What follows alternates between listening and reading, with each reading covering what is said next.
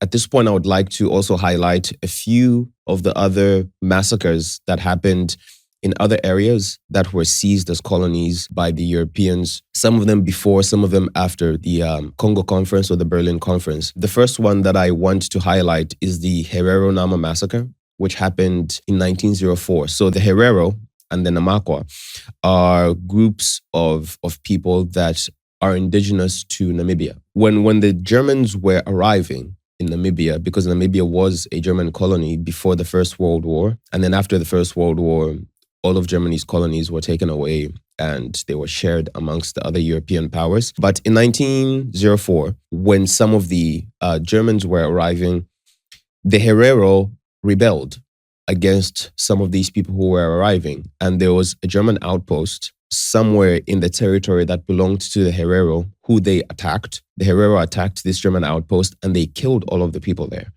And so the German government hears this, and obviously they take it as an act of war and something that will not be tolerated. And to essentially retaliate to the Herero for this act of war that they committed on the Germans sent a general by the name of Lothar von Trotha to Namibia. Now, Lothar von Trotha was very famous for how brutal and how unforgiving and aggressive he was when it came to executing military conquest. And so when the Germans were sending him, the intent was obviously to send someone who would stamp this out very quickly and very decisively. And that's exactly what Lothar von Trotha did. So they sent von Trotha with a couple of thousand German soldiers, and they fielded them with the latest weaponry at the time. And von Trotha touches down in Namibia, and he starts mounting his resistance to the Herero.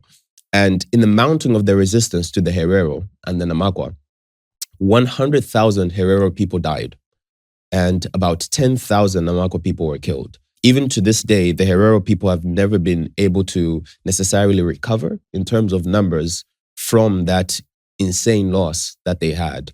At the time, the massacring of the 100,000 people was about 75% of all Herero people that existed, 75% or more. This is one of the many instances of the German government and of other colonial powers in Africa, basically just wiping out entire groups of people. It's remarked today in regards to Namibia how it's strange and also kind of amazing, but also very weird that Namibia, being the massive country that it is, only has maybe 2 or 3 million people. That's not by accident.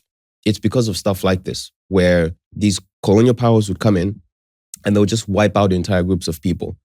And then there's obviously a lot of revisionist history that is told by a lot of people these days about how, when they were arriving in Africa, most of the areas that they found were uninhabited. But then there was also a lot of this going on.